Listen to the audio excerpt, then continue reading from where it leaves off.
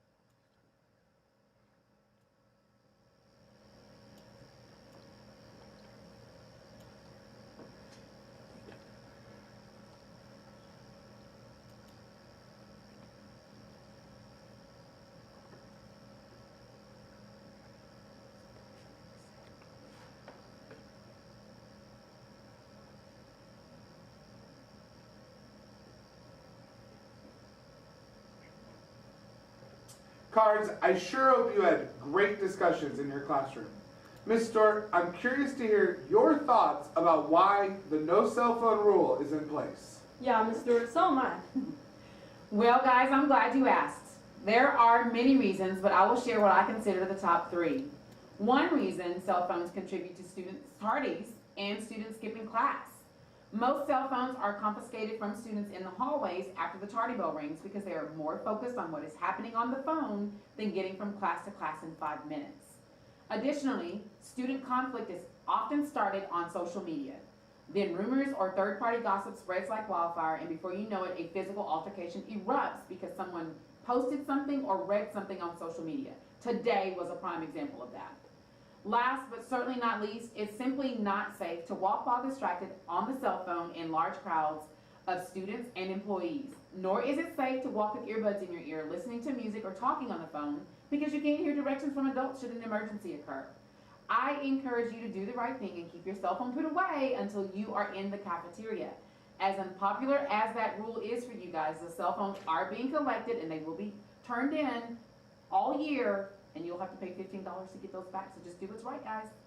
Okay, as much as I don't like the cell phone rule, and as much as I don't want to admit it, Ms. Stewart, you have made some valid points there.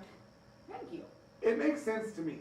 I mean, no matter where life takes us, there will always be rules we're required to follow. Look, every day if I could, I'd wear jeans, or even better, basketball shorts. But Miss Stewart doesn't let me, because it's not in the rules.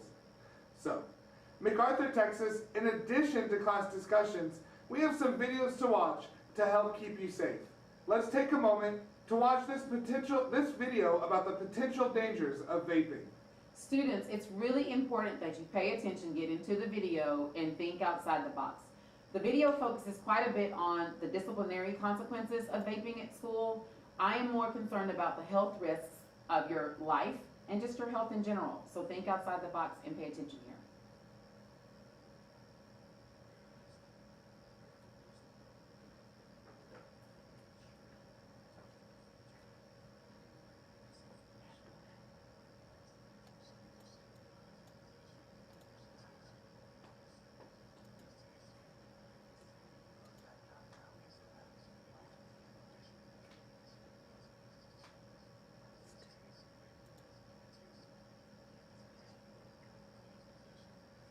Care, custody, control, or management. Do you have a prohibited?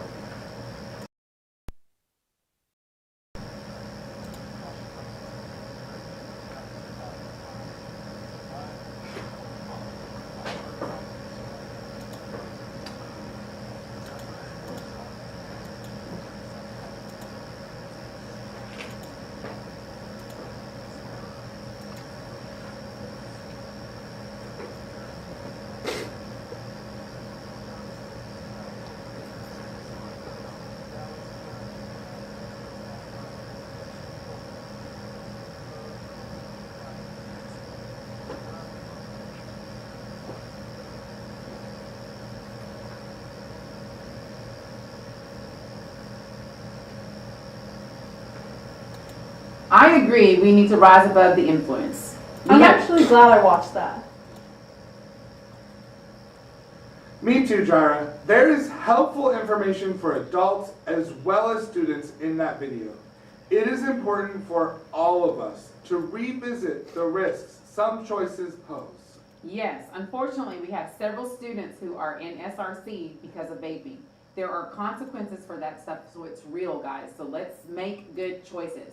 I know it's easy to fall into a trap about videos like this. We can approach these videos with an we have to do it attitude.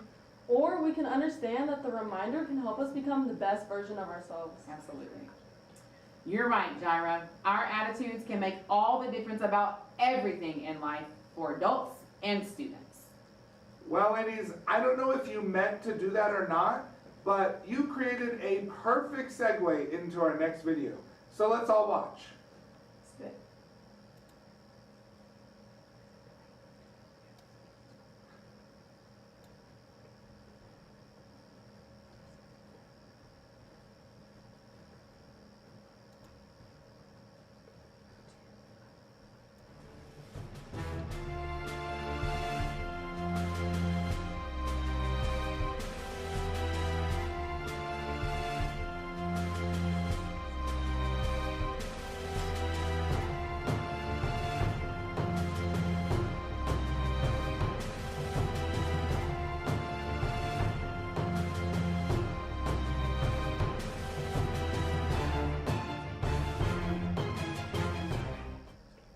I'm State Senator Royce West, and welcome to the Citizens Law Enforcement Interaction Training Program, a byproduct of the Community Safety Education Act passed during the 85th legislative session. The goal of the act was to define the behavior expectations of citizens and law enforcement during traffic interactions. We know that in some communities there's an issue concerning trust between law enforcement and the community. This particular legislation is designed to ensure that we address that particular issue.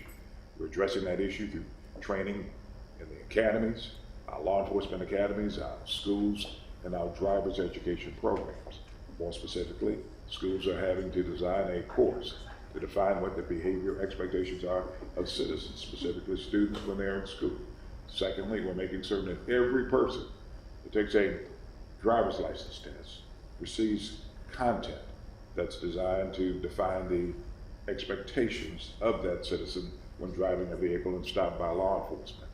In your particular instance in the academy, we're making certain that you understand what your responsibilities are and our expectations of you when engaged in stopping a citizen on a traffic stop. This content is designed specifically to make certain that the trust factor between law enforcement and citizens is stronger than ever. And of course, Texas is leading the way. I want to thank you for being a part of law enforcement, for choosing law enforcement as a career.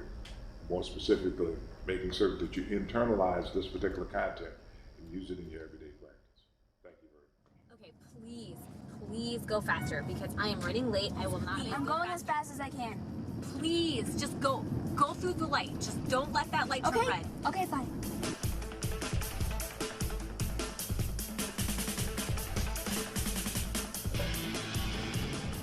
I think we're getting pulled over. What? What? Are you serious? Yes. Oh no. Obviously, if I go over the speed limit, we're gonna get pulled over.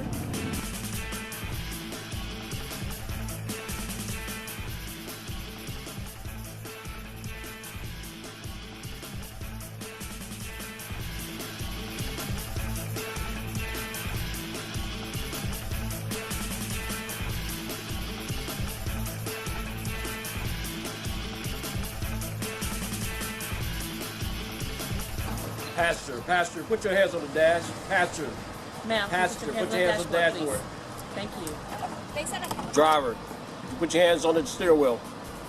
My name is Deputy Larry Hatch, Travis County Precinct 1. The reason why I stopped you is speeding 45 and 35. You have your driver's license and proof of insurance, ma'am?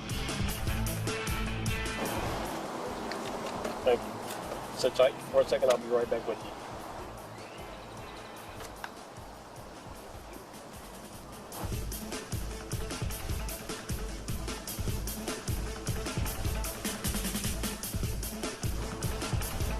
You'll be asked to sign a citation. This isn't saying that you agree. It's just saying that you're going to follow up with the court.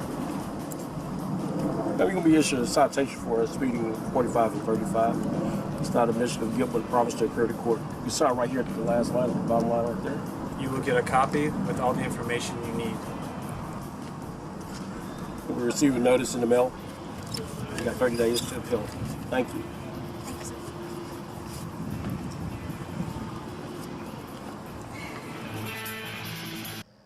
Hello, I'm Dr. Penn. The video you just watched is intended to show you what not to do when you're stopped by a police officer. But what is the right thing to do? How should you as a citizen handle the situation? We've asked a cross-section of high school students and ordinary citizens to help us out by asking some of the typical questions that you might have about the right way to handle yourself if and when you get pulled over. Let's get right to it. What does the officer expect to see when he approaches our car? Officers don't always have a clear view into your vehicle. Keep your hands visible, don't move around, don't reach for anything. For example, you can place your hand on the steering wheel in the 10 and the 2 position. That makes sense? Take a deep breath, breathe, relax, wait for the officer to approach, and he'll give you further instructions. If it's dark, turn the overhead light on. Why does the officer tell us to roll down our windows? What's that all about? On a traffic stop, the officer may ask you to roll down your windows for his or her own safety. Under certain circumstances, when there's not a great deal of illumination or when the windows have a tint, the officer may require you to roll down the windows to identify anybody who may be in the back seat. What happens if I don't want to show you my driver's license or tell you who I am? If you refuse to show your driver's license to an officer when he stops you on a traffic stop, the officer can arrest you for refusing to show your driver's license. And under certain circumstances, if probable cause exists, the officer may also require the passengers to identify themselves.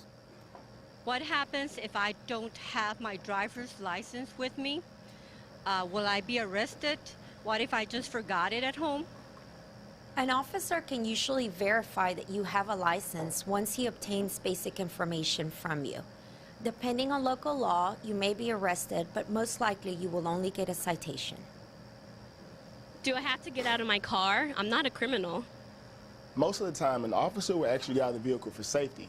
You will be amazed how many times an officer and/or his vehicle are struck by another driver while conducting a traffic stop. If the officer asks you to get out of the vehicle, it's for your safety and also for his. Put it this way, nobody wants to be standing 6 inches from the highway with their back to traffic. What if I'm a passenger in a stopped car? Can I ask questions? Many times passengers want to get involved with what's going on. Generally, we're only going to speak with the driver unless a passenger has done something wrong.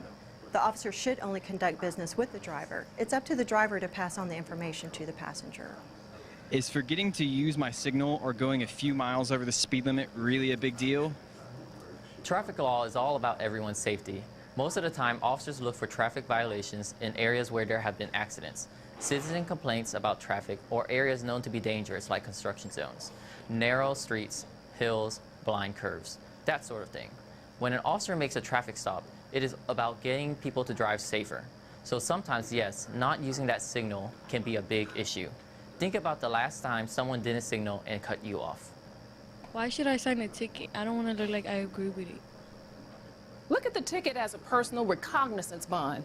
You're signing it to say you will contact the court so you can be released to go on your way.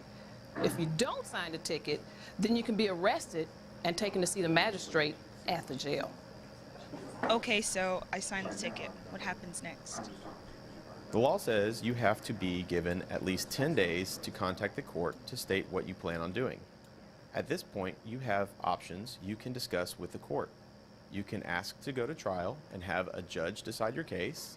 Some courts allow you to plead no contest and take defensive driving courses to then have the ticket dismissed. Or you can just pay the fine. If you don't have the money right away, almost every court will work with you to set up a payment plan. There are other options that you may have that vary court by court. The big thing is to ask and be sure to do it before the time set on your citation. What if I think the officer acted inappropriately or was rude or didn't have a reason to stop me? If you think the officer acted inappropriately, was rude, or didn't have a reason to stop you, remember, you can take it to court. A court will have the final say on whether or not you violated the law. If it's about the officer's behavior or treatment, please contact that officer's employing agency. They have investigators that will contact you, and they will thoroughly investigate the complaint. Don't forget that most officers in this state, and even across the country now, have either in-car cameras with audio or on-body-worn cameras with audio, so that will be the beginning point of investigation. After the department investigates your concern or complaint, they will contact you, let you know what the results were, what their findings were, and let you know what action, if any, was taken. Do I have to let an officer search me or my car? You have the right to deny a consent search of your car, and even if you say yes, you can change your mind at any time. A consent search means that the officer is asking you for permission to search your car. However, if the officer has probable cause to search, they do not need consent. As far as a person, an officer can frisk a car. For example, if you are asked to get out, the officer can look inside before you get back in to see if there is a weapon within reach of the driver. So now you have a better idea of how to handle the situation. Let's wrap things up and take another look at our traffic stop and how it could have turned out better. We had pizza yesterday. No hamburgers, since I don't eat red meat. That's right. Got a non-meat eater over here. What about snappy salads? Ooh, snappy salads. Yeah, we had Talking my language now. haven't been there in a long time. What you gonna get? Salmon on it. Yes, ma'am. Make my own half snap. Mm-hmm. Salmon. Mm-hmm. Hey, this man have brake lights on? Don't look like it. I didn't see brake lights on that one.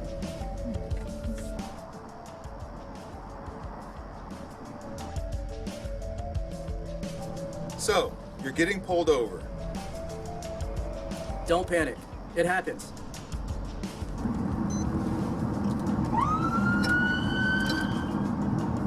Put on your signal and look for a safe place to pull off the road. Bravo 742 traffic. It's going to be a Texas tag. George King 430 Lincoln. Occupied one. If you can get into a parking lot, great.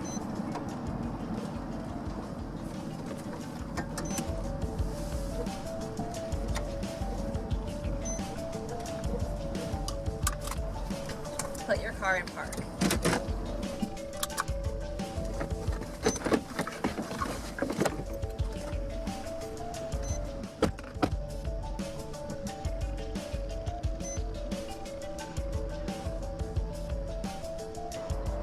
Roll down your windows. Turn off your engine.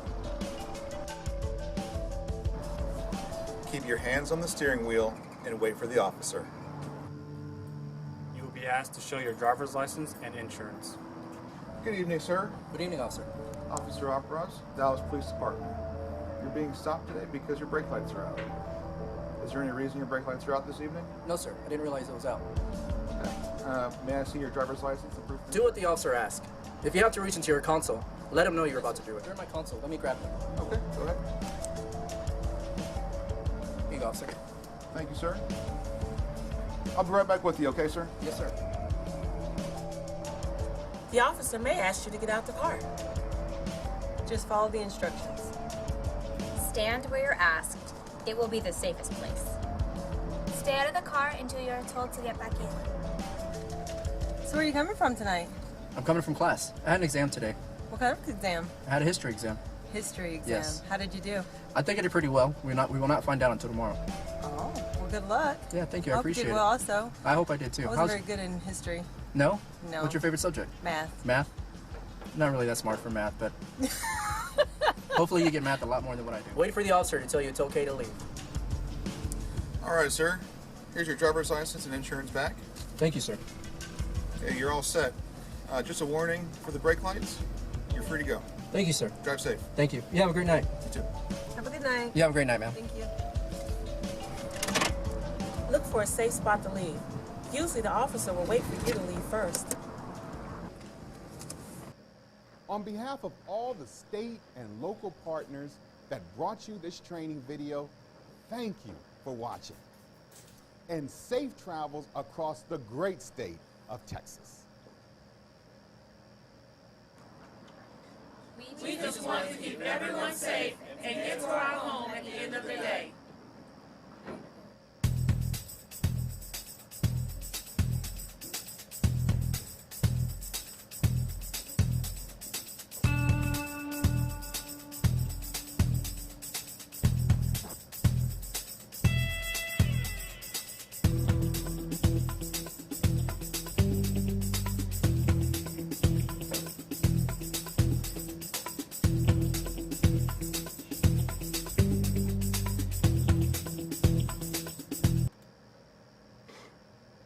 Cards, I hope you learned something from that video. Jaira, do you know the Irving police officers who work at MacArthur? I sure do. Well, tell us about them, girl. Oh, Officers Taylor and Officer Della Torre are all around campus, and they're here to make sure Mac is a safe learning environment. They have an office by the main stairwell across from the auditorium, and you can always say hi outside the cafeteria. Thanks, Officers Taylor and Della Torre. Absolutely. Thank you, guys. Cards, we're truly excited to be back on campus this year. The last year and a half has presented obstacles that have been insurmountable, but you refuse to let those obstacles hold you down. Even though we are back on campus, COVID isn't over, and we have to work together to prevent the spread of this virus. So let's watch this short video. Yes. In order to maintain a safe and healthy learning environment for all, Irving ISD students should observe the following health and safety protocol. Students should not come to campus if they display any COVID-19 symptoms. These include fever, loss of taste or smell, cough, difficulty breathing, shortness of breath, headache, chills, or diarrhea, sore throat, shaking or exaggerated shivering, significant muscle pain or aching. Face coverings are highly encouraged for all students and staff. While on campus, students should make sure to clean their hands thoroughly and often at sanitization and washing stations. Social distancing is also encouraged, and when possible, students should maintain 3 feet distance. Hand sanitization stations will be at all campus entrances and in every classroom. Using a generous amount of sanitizer, thoroughly clean all parts of both hands. Continue rubbing your hands together for about 20 seconds or until they feel completely dry. All bathrooms and washing stations will have posted hand washing instructions. Using water and a generous amount of soap, lather both hands and scrub for about 20 seconds. Rinse and dry off your hands using a disposable towel. For more information, visit www.irvingisd.net/safeinschool. I know we can all do our part to help prevent the spread of COVID. That's right, Jara. Speaking of doing our part, we have to be a school to do our part. It really is important for all cards to be here as often as possible. Yes. Of course, if you're sick, you should stay home and check campus or email your teachers. Otherwise, you've got to be in the classroom to succeed. Let's watch. The mission of the Irving ISD Attendance Success Initiative is to help improve your students' attendance. The district attendance goal for each student is 97%. Campus attendance officers and attendance administrators are here to work with you and your student towards successful completion at every grade level. Every day that your student is in attendance, they are one step closer to high school graduation. Statistics show that students with a high school diploma are more employable and likely to earn $2,060 more per month than students who do not finish high school. Missing school means missing out. The Texas Education Code, Section 25.085, requires all students enrolled in school under the age of 19 to be in school. We expect each student to be present every day on time because every minute counts.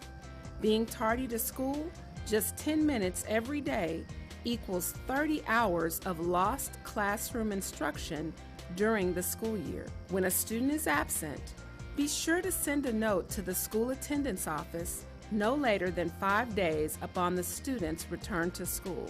If the absence is excused, be aware that an excused absence is still an absence and could affect the student's overall attendance, including perfect attendance status. If a note is not provided within 5 school days, the absence is considered unexcused. The consequences for multiple unexcused absences include a warning letter, parent and student conferences, a behavior improvement plan, home visits, an attendance improvement contract, and/or loss of class credit. 10 or more unexcused absences within a 6-month period will result in a referral to truancy court involving either student, parent, or both. To avoid absences, coordinate doctor's appointments after school or during school holidays. Schedule your family vacation according to the district school calendar. Attendance is not just about school. Attendance is an essential life skill that prepares students for college or the workforce. As a parent, you can help your child to succeed by making attendance a priority. Attendance matters, and in Irving ISD, we care and we are here to help. I always knew attendance was important for success, but I didn't realize it was actually required. Yes, girl. It is very important for the academic side of things, but what the video didn't tell you is that it's also a major factor in the funding for our district, which is necessary to provide educators and students with learning resources every day so that you grow academically.